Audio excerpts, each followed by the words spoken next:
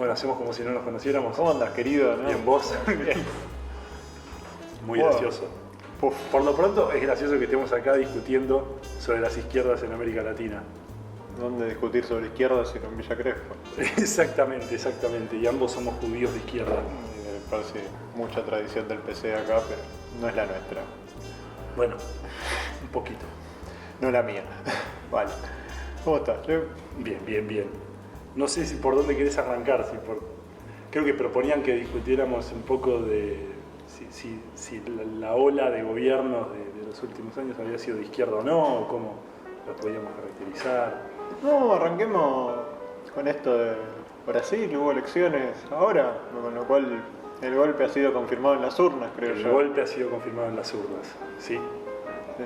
No, podemos estar de acuerdo en eso. Yo estoy de acuerdo, estoy de acuerdo. Sí, sí, bien. Bueno, ¿cómo llegamos a eso? No, qué sé yo, me parece que lo que está bueno es pensar por qué sucedió lo que sucedió con el impeachment, con el golpe institucional. Yo creo que es un golpe y creo que en eso también coincidiremos. Pero por qué pasa lo que pasa después también, es decir, por qué el PT no logra sobreponerse a ese golpe y por qué las mayorías populares o los sectores a los que el PT debía representar no salen a defender esa posición. Creo que eso es algo interesante para pensar. Bueno, ahí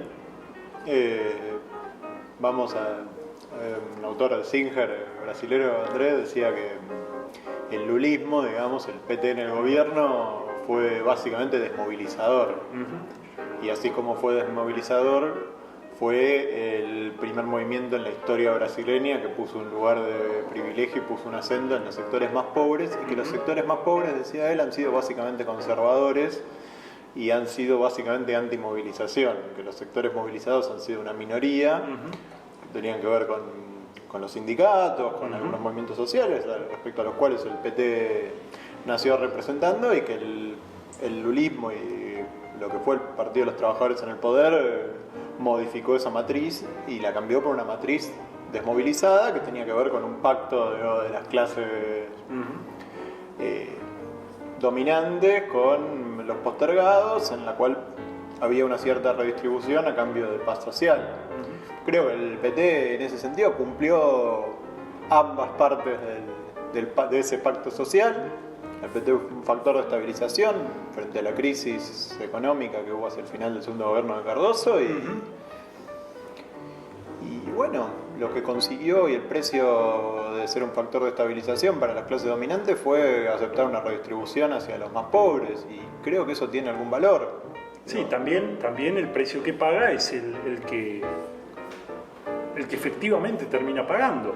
Es decir, cuando yo comparto el argumento de Singer parcialmente, es decir, creo que efectivamente pudo haber habido en la historia brasileña sectores del mundo del trabajo desmovilizados, que no participaron activamente en política, pero me parece que el PT, lo que sucedió con el PT, un poco como vos decís, es que desmovilizó más. Yo creo que en la pedagogía de la política, entonces, la movilización tiene que ver con el proyecto político que uno quiere encarar. Y cuando el proyecto político que uno quiere encarar es el que estás planteando vos, Martín, que es el de estabilización de una crisis capitalista, por lo tanto no necesitas que los sectores estén movilizados y exigiendo unas demandas que pueden sobrepasar tus propias aspiraciones.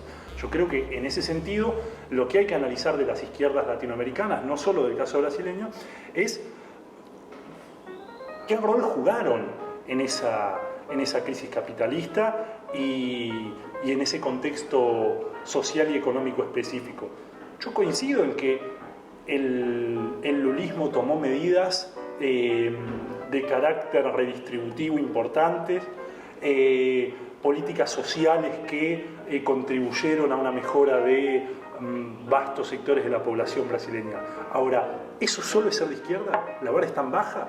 Digo, cuando uno empezó a plantearse, aunque yo no creo que sea uno que se plantea, bueno, ¿por qué voy a ser de izquierda? Tiene que ver con otro tipo de sueños, con otro tipo de proyectos y con otro tipo de programas, un poco más ambiciosos que esos, ¿no? Yo creo que esta izquierda convirtió lo que son reformas administrativas en procesos de carácter revolucionario. Y son poco creíbles, Me cuesta decirle reforma administrativa a sacar 40 millones de tipos de la pobreza. Digo, como no me parece que sea bajar la vara, no me parece, no acuerdo con que no tenga un carácter sustancial. La palabra revolucionario no la quiero usar porque tampoco es la que usan ellos.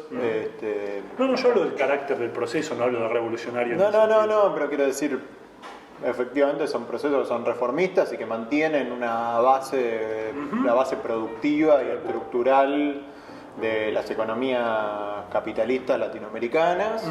Creo que eso incluso podría decirse que es común a todos los procesos latinoamericanos, más allá de su intención y hasta de su accionar político más o menos revolucionario.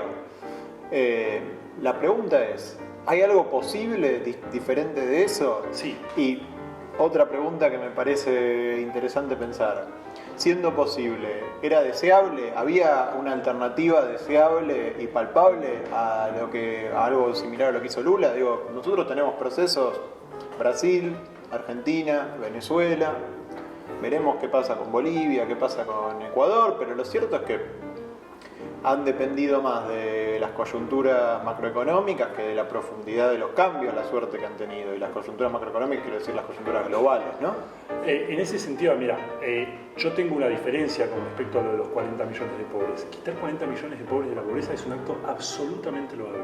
Es decir, y yo creo que el impeachment a Dilma tiene que ver con haber sacado a 40 millones de pobres de la pobreza y no con los actos de corrupción que se pudieron cometer o no. Es decir, yo creo que este es un golpe institucional de la derecha que desprecia las reformas positivas que realizó este proceso del centro-izquierda en Brasil. Ahora, quitar 40 millones de la pobreza sin reformar el sistema productivo y la estructura económica de la sociedad provoca un problema, que es que mañana puede volver a haber 40 millones de pobres. Entonces, los procesos de reforma, el problema no es si son reformas o no son reformas, el problema es si son reformas revolucionarias o no lo son. Las reformas que contribuyeron a la creación del estado de bienestar en Europa inhabilitaban a posteriori, hasta por lo menos entrados los años 70, después de la crisis del petróleo, que cuando se iba un gobierno de izquierda volviéramos a la situación precedente. Si después del impeachment Temer consigue cambiar en menos de un año lo que el PT tuvo que hacer en más de una década, pues entonces no eran reformas estructurales, sino una serie de actos administrativos con un conjunto de políticas sociales que, reitero, son muy loables, que permitieron quitar a 40 millones de personas de la pobreza.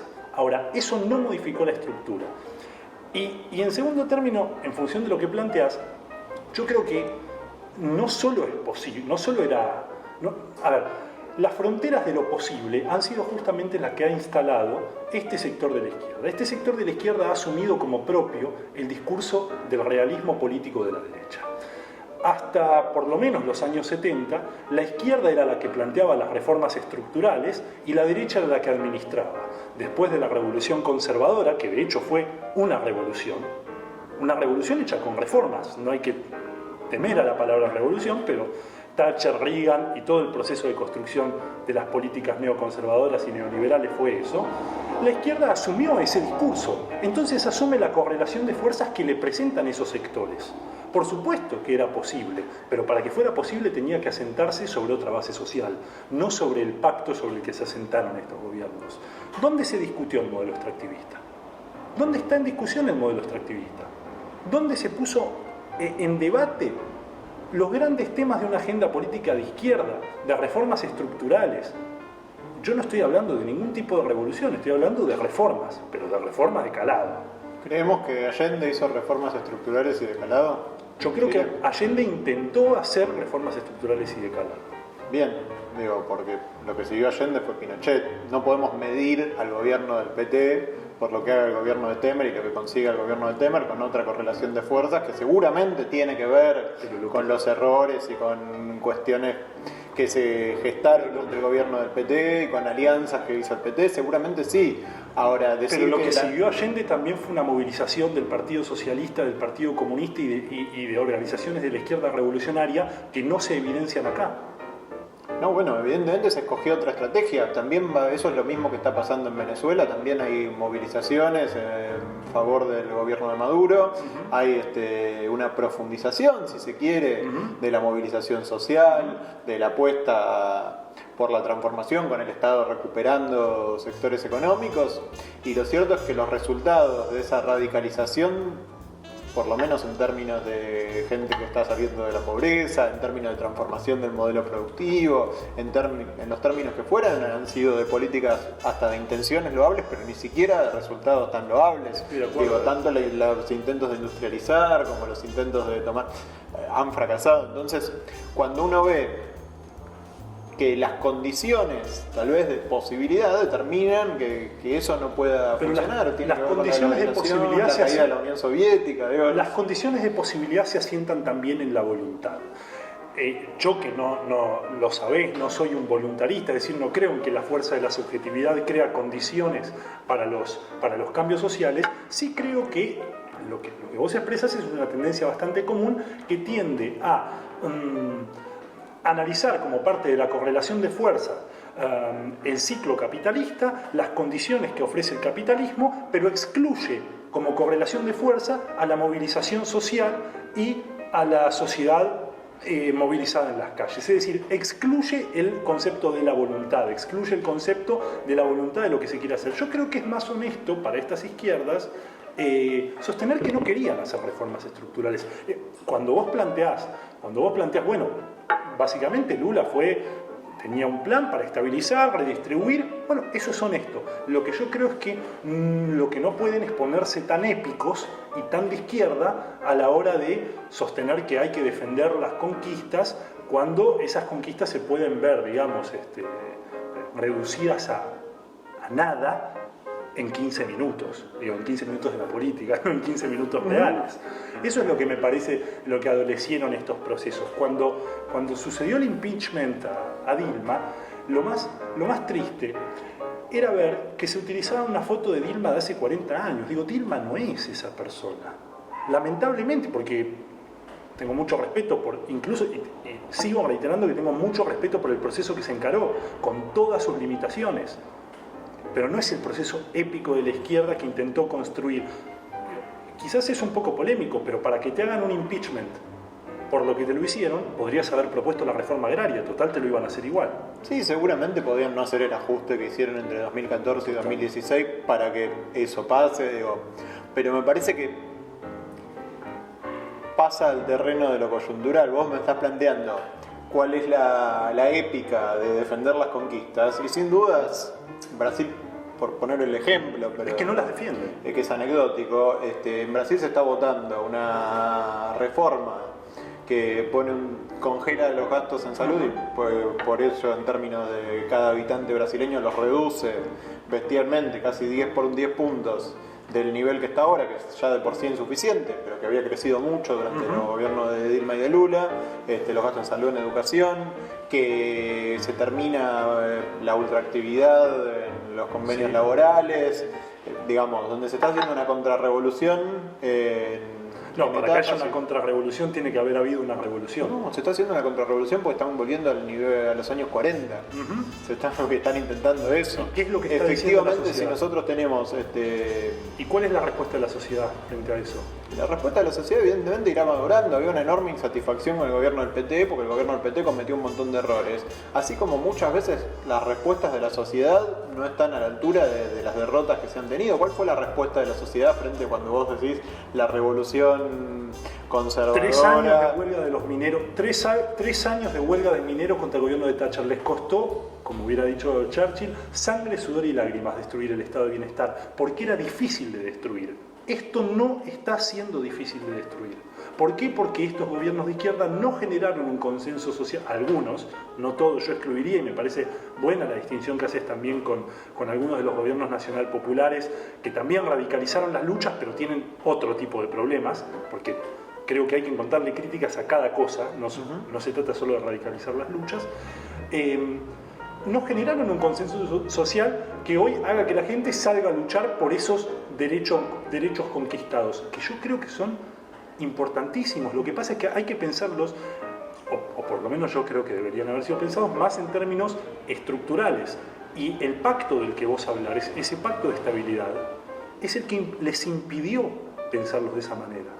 Yo sé que vos me vas a decir, pues ya lo hemos hablado, que con mi planteo no se hubieran ganado las elecciones. Lo que pasa es que yo creo que ser de izquierda no siempre implica que tengas que ganar las elecciones.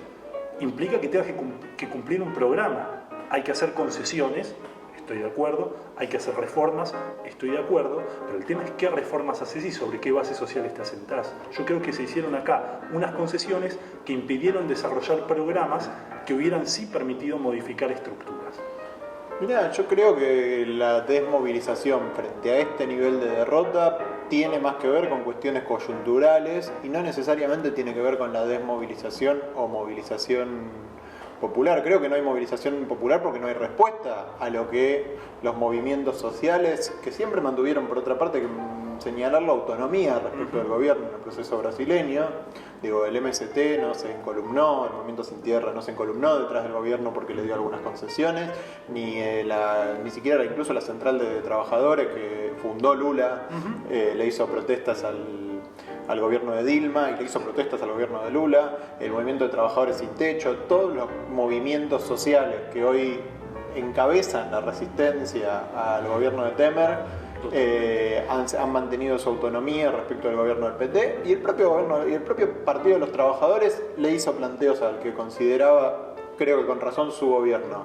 Ahora, lo cierto es que ese gobierno ha sido demolido socialmente por una crisis económica estructural que también está demoliendo a otros gobiernos por distintos motivos, por una gran especulación de sectores de las clases dirigentes respecto de esa caída, hay que decirlo, más allá de los errores propios, y dentro de esa coyuntura adversa, dentro de las clases dirigentes adversas, una operación de corrupción en la cual también se paralizó gran parte de la economía. Entonces, efectivamente, yo creo que el gobierno fue demolido en buena ley, pues fue demolido políticamente, digamos. En buena ley, no porque crea que el proceso fue legítimo, sino porque todos los pasos fueron dados uno tras otro y el gobierno, si se quiere, entró en todas las trampas. Pero me parece que no es un problema estructural, sino coyuntural.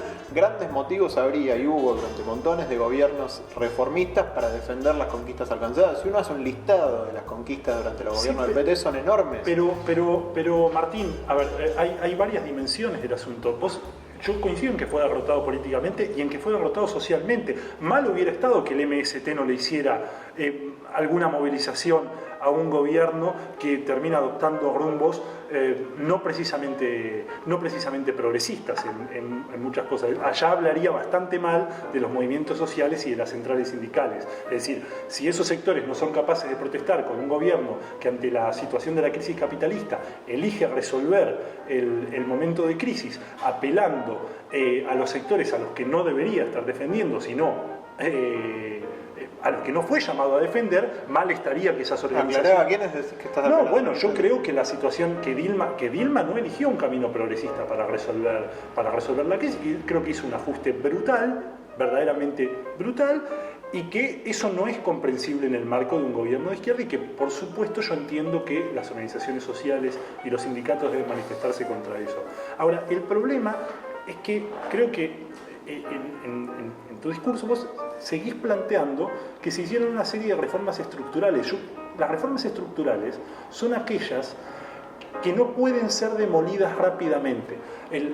Los comunistas italianos en los años 70 y 80 tenían una noción que a mí me gusta bastante, que es la de reformismo fuerte. Es decir, ellos lo distinguían del reformismo débil. El reformismo débil, ¿qué era? Era una serie de políticas sociales, de criterios redistributivos, y el reformismo fuerte era discutir los grandes temas de la izquierda, reformar las estructuras del sistema, pero para eso era necesario tener una visión del horizonte social que querían. El lulismo, y en eso creo que coincidiremos, no tenía como meta ni como horizonte social otra cosa que esos propios criterios de redistribución. No tenía otro horizonte social, no planteaba un cambio de la estructura productiva del país ni de la estructura de clase, y eso le impidió generar un consenso social de movilización. Mira, yo que no soy sospechoso de ser kirchnerista, pero tengo muchísimo respeto por el proceso político que se encaró en este país, creo que Cristina y Néstor Kirchner y todo el movimiento del kirchnerismo no estaba llamado, incluso por su propia tradición, por eso para mí duele más lo de Brasil, porque los de Brasil eran de izquierda, provenían de la izquierda, respondían a una serie de valores y usos y costumbres de la izquierda. El kirchnerismo no. Si sucedía algo como lo que sucedió con Dilma en Argentina, el kirchnerismo se movilizaba de una manera espeluznante. Aun cuando algunos digan, bueno, ya hubiera sido una minoría intensa, que yo no lo creo, las movilizaciones fueron francamente pobres en Brasil. No eran movilizaciones masivas que lograron poner en jaque al poder político. ¿Por qué? Porque Temer había ido con ellos.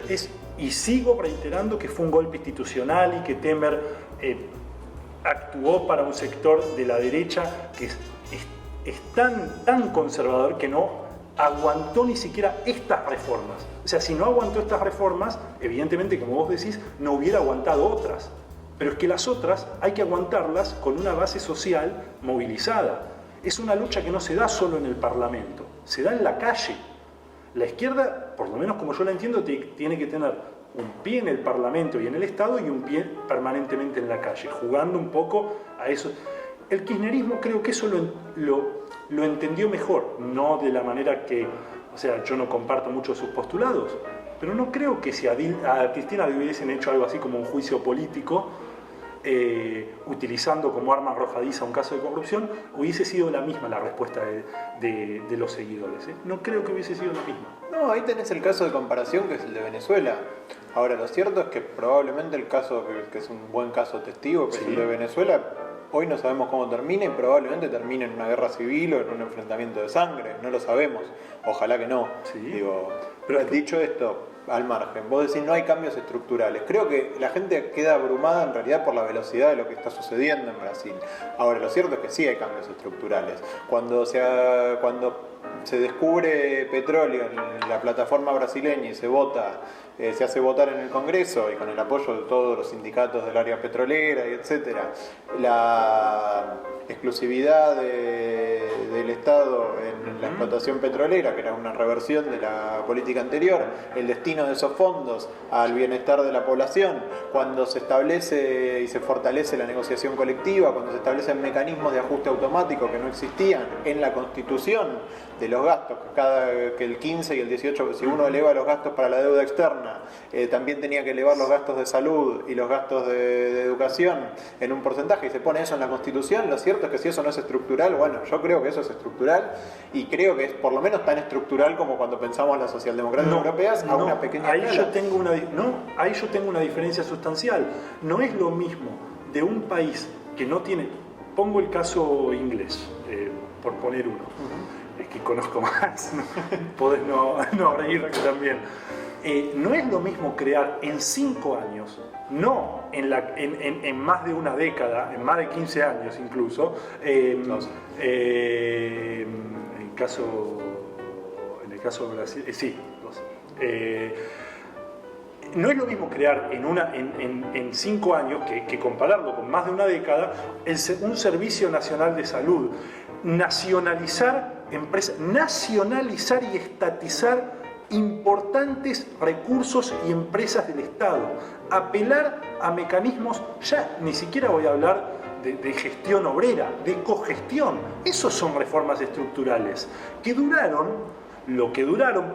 Lo que pasa es que yo entiendo, vos vas a sostener. Dame la Unión Soviética, quiero una Unión Soviética enfrente de la OTAN para garantizar estas cosas. No, es que yo entiendo que vos lo vas a analizar meramente desde el temor a la Unión Soviética y al proceso del ciclo capitalista que lo habilitaba, pero también es necesario que la izquierda, entonces, si no hay una Unión Soviética y no hay un ciclo político que lo habilite, el discurso es profundamente desmovilizador. Es el discurso de, como eso no está, nosotros ya no podemos hacer ese tipo de reformas de calado, y yo lo que veo es que la izquierda latinoamericana no discutió, ya te digo, no la gestión obrera, que a mí me parece.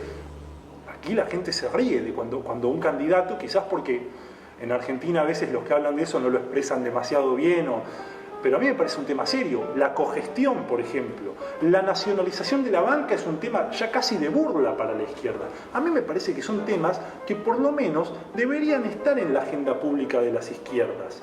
Entonces, yo entiendo, vos le estás llamando reformas estructurales a cosas que en los años 40 o 50 eran decisiones que para mí son de tipo administrativa, es decir, que hay 40 millones de pobres menos. A mí una de las cosas que más me impacta del proceso brasileño es ese plan que vos debes recordar mejor, porque sos especialista en Brasil, el de la dentadura. Eso que la gente se ponía en la dentadura. Gente feliz. Lo han sacado. Gente feliz porque se pudo poner la dentadura, que es algo importante, la salud dental. ¿Cómo yo voy a desprestigiar eso? Ahora, eso no es una reforma estructural. A mí me parece maravilloso que eso haya sucedido, pero Temer en 10 minutos lo hizo polvo. El estado de bienestar ni siquiera todavía terminaron de hacerlo polvo. Está perfecto, repito, son consensos que difícilmente se pueden reconstruir, porque como bien decías vos, en los años 40 y 50, etcétera, sí, yo comparo el gobierno kirchnerista con el gobierno de Perón, y sin dudas la diferencia de las reformas es abismal, más allá de la valoración sobre cada uno de los gobiernos. Y si discutimos qué es lo que pasa en cada lugar, bueno, digo, terminamos cayendo o en que todos son unos traidores, o en que efectivamente, no siendo unos traidores, son unos tarados, porque pudiendo haber apelado a la movilización, como no apeló el Partido de los Trabajadores. Digo, lo cierto es que cuando vemos los que apelaron a la movilización, también tiene problemas. Claro que y tiene problemas serios. Digo, y tiene problemas serios que tienen que ver con el carácter estructural del capitalismo. Ahora, vos hoy nacionalizás la banca. No solo con el carácter estructural del capitalismo, tiene que ver porque la movilización, yo creo que ese es el ejercicio que me parece analítico que tenemos que hacer, que así como criticamos la desmovilización, tenemos que criticar cómo se movilizó donde se movilizó. Y eso tiene que ver también con otro tipo de factores que no hacen nada más que a la estructura del capitalismo. Hacen también a la vocación, algo autoritaria en algunos casos. Me parece que hay que discutir críticamente cada cosa. Ahora, yo creo que hay un punto en el que quizás nos podamos poner de acuerdo, que es, vos planteás, yo no planteo ni que son traidores ni que son tarados, digo, son modos de construcción dentro de la izquierda y no les niego el carácter de izquierda. Ahora, en lo que yo creo que podríamos estar de acuerdo es, vos decís, no estamos en los años 50, no estamos en los años 60, eso no se puede plantear. ¿Vos crees sinceramente que ellos querrían plantear eso? Claro que sí. Digo, claro, entonces no vamos a poder ponernos de acuerdo. Digo, no puedo creer que Mujica, que se pasó 11 años en un pozo, sencillamente cambió sus ideas y ahora cree que es mejor un capitalismo con rostro humano. Cree que es lo posible. Digo, no me interesa mucho la voluntad de fondo de las personas, pero yo veo el núcleo del movimiento de participación popular, del movimiento de liberación nacional Tupamaro, y lo cierto es que yo no creo que hayan cambiado sus ideas. Yo no creo que Dilma Rousseff haya cambiado sus ideas. Discutamos después, hay algunos dirigentes que han sido siempre más pragmáticos, pero yo creo que mucha gente no cambió sus ideas de base. En todo caso, cambió su visión de lo que es posible y cambió su relación con la coyuntura. Y su relación con la coyuntura asumió el discurso de lo que es posible, que estás asumiendo vos, querido Martín, en esta discusión, que es lo posible. En lo posible solo entra la correlación de fuerzas del capital y nunca entra la correlación de fuerzas que se establece a partir de tu propia acción política. No es cierto eso. El Partido de los Trabajadores preservó, y de hecho incluso les preservó la autonomía para que pudieran hacerle planteos al gobierno, preservó a los movimientos sociales, preservó al movimiento sindical, lo empoderó todo lo posible desde el Estado, que es algo que han hecho todos los gobiernos latinoamericanos. Y yo ahí te digo, y lo han empoderado. Lógicamente, después hay diferencias también que tienen que ver con la estructura y con la historia de cada país. Venezuela, Argentina, Ecuador, Bolivia tuvieron procesos constituyentes casi. El 2001 es un proceso constituyente. Brasil no tiene una crisis sistémica que permita a un partido de los trabajadores en el poder con la línea que vos sugerís. Pero no se trata solo de empoderar a los movimientos sociales tal como vos lo planteás, que vos los podés empoderar. Se trata de la pedagogía que desde la dirigencia se envía a esos movimientos sociales. Si la pedagogía es la del posibilismo, pues lo que se logra es lo que se logra. Tengo una pregunta, Mariano, porque escucho, digo, estas cosas están ahí, estamos de acuerdo que hay cosas que están ahí, estamos de acuerdo que hay cosas que seguramente faltaron. Digo, ahora, si no nos mantenemos en medidas puntuales, vamos al proceso estructural que se ve. Digo, tenemos en todos los países del mundo un retroceso en los estados de bienestar como tendencia larga. Sí. Tenemos algunos países que han planteado cosas hasta como el socialismo, como Venezuela, que no han tenido grandes resultados. Efectivamente, vos decís lo de la distribución del extractivismo, en Venezuela se discute, no es que no se discute, lo que no se ha logrado es modificar la matriz porque no... Totalmente. Difícilmente se está pudiendo generar riqueza de otra manera. Entonces, si vemos estos procesos y vemos que... Claro, ¿cuál debería ser la responsabilidad de los dirigentes? Que efectivamente tienen responsabilidades cuando no hay ningún ejemplo exitoso en el mundo de lo contrario a lo que... Esa es una postura, no quiero decirte eso, pero esa es una discusión típica y una postura típica de las derechas. El ponerte en ese tipo de opción de cuál es su modelo exitoso, por lo menos yo no hablo con vos, que somos amigos y nos conocemos y todo, no hablo con vos como militante, ni mucho menos.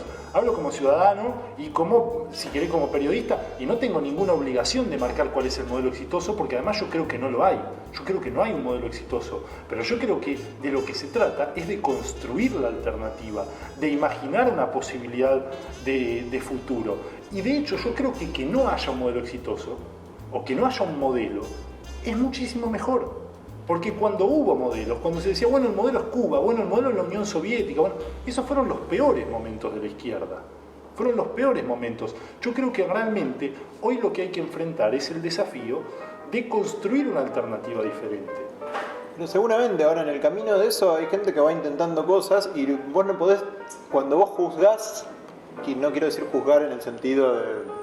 sino cuando vos valorás un gobierno determinado y decís tienen tal o cual problema, vos tenés que ver que los dirigentes sí tienen que sopesar alternativas y ver cuál podría ser el modelo exitoso a su coyuntura, no necesariamente para copiar, sino para ver qué hacen ante cada cuestión. Y la responsabilidad de los dirigentes seguramente es que la gente coma, seguramente es que... Sí, pero que los trabajadores mejoren. Pero yo no niego en ningún momento la responsabilidad de los dirigentes en la materia. Yo lo que discuto es cuál es el proyecto, porque tenemos que delimitar cuál es el proyecto de las izquierdas. Entonces, yo lo que considero es que esa visión pone a los dirigentes por encima de los representados, y lo que los dirigentes tienen que ver es cuál es la vocación de los representados, al mismo tiempo que realizan una pedagogía sobre valores, proyectos, programas para llevarlos a cabo. No dirigentes que plantean, bueno, esto es lo posible, mire, esto es lo mejor que podemos hacer por ustedes en este momento. No, pero de vuelta, vamos a Brasil, el movimiento Sin Tierra.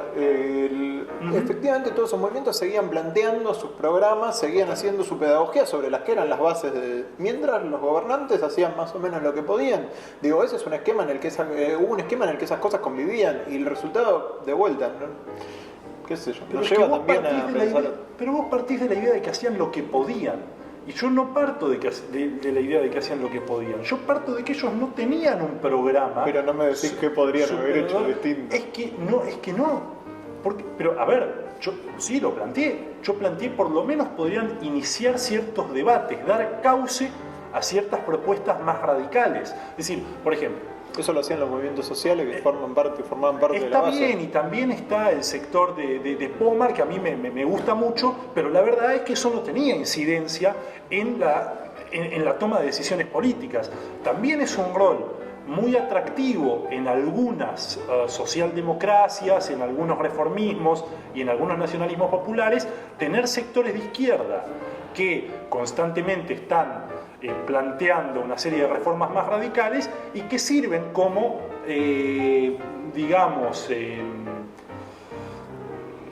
para plantear, bueno, también en nuestro movimiento se discutan este tipo de cosas. Bueno, lo cierto es que no solo se tienen que discutir, se tienen que plantear y se tienen que poder desarrollar. Pero si con esto que le hicieron un golpe de estado, imagínate si planteaban la nacionalización de la banca. Es que es al revés, es para que te lo hagan por esto, hubieras hecho la nacionalización de la banca. No, en el medio sacaste 12 12 años, cada 40 millones de tipos de la pobreza, hiciste negociación colectiva, hiciste transferencia de ingresos, hiciste distribución de ingresos, gastaste en salud y educación, pusiste por primera vez a los negros en las universidades. Nadie discute todos esos logros. Me parece que digamos, no querés asumir que yo estoy planteando que esos logros son importantísimos. Ahora, yo creo que los logros, sin el proyecto superador de esos mismos logros, se pierden rápidamente. Todas las experiencias, si querés hablar de experiencias históricas concretas, todas las experiencias marcan eso, que cuando no hay un proyecto superador, y que también tiene que ver con lo que se interpretó como el internacionalismo latinoamericano, la patria grande, que no era ningún internacionalismo. Internacionalismo es que pensemos todos juntos una alternativa continental, pero no de relaciones frente a continentes, una alternativa política de izquierdas. Cuando eso no sucede, esas reformas tan loables se pierden.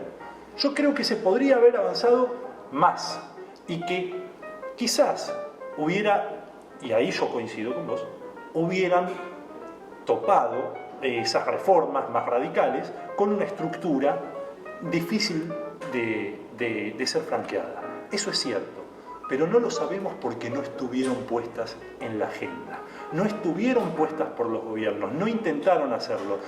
Yo creo, en mi concepción, que no me gustan mucho las etiquetas, pero si me tuviera que etiquetar diría que soy un socialdemócrata de izquierda, que las reformas que debe proponer estas izquierdas reformistas deben ser reformas radicales, que sepan de antemano que van a chocar con la estructura capitalista, con la estructura del modo de producción, de las relaciones sociales de producción, pero porque en su mentalidad debe estar superar esas contradicciones. Deben demostrar con esas reformas que en este orden de cosas no se pueden realizar las transformaciones estructurales planteadas. Es un rol hasta pedagógico el de realizar las reformas, el de plantear esas reformas. Yo creo ahí en lo que decís, y que creo que se hizo desde lo pedagógico y no se hizo en los hechos, pero rescato de lo que decías, que me parece que lo que sí se puede y que sí se debe, y que es muy difícil también por las coyunturas de vuelta internas, pero es lo que se debe y es lo que no se hizo. Si buscas un balance de lo que no se hizo, es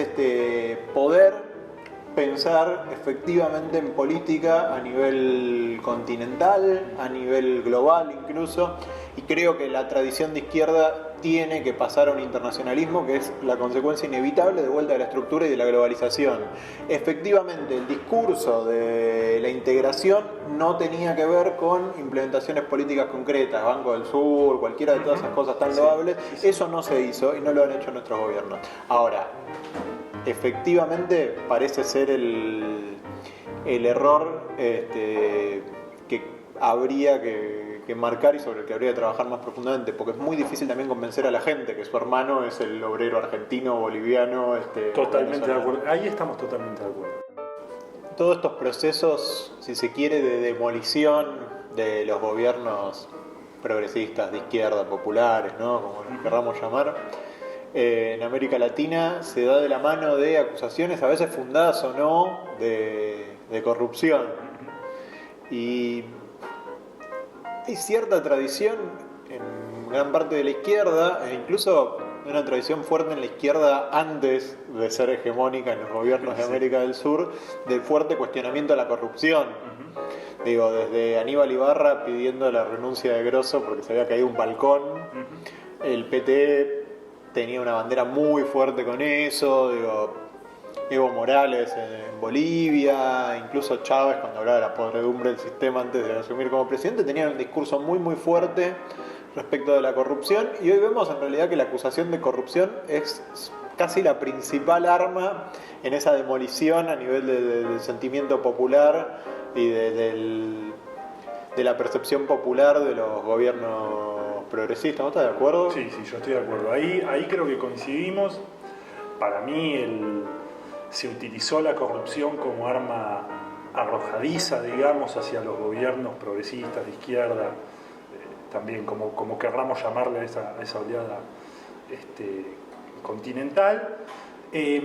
Ciertamente creo que también, debemos ser sinceros, había casos de corrupción y en algunos casos había corrupción de tipo estructural.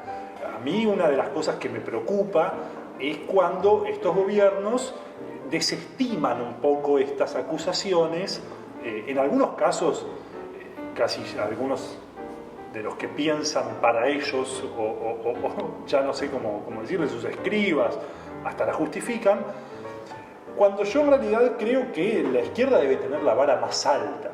Esto en todo, también un poco con lo que charlábamos antes. Digo, yo le exijo más a la izquierda que a la derecha, siempre.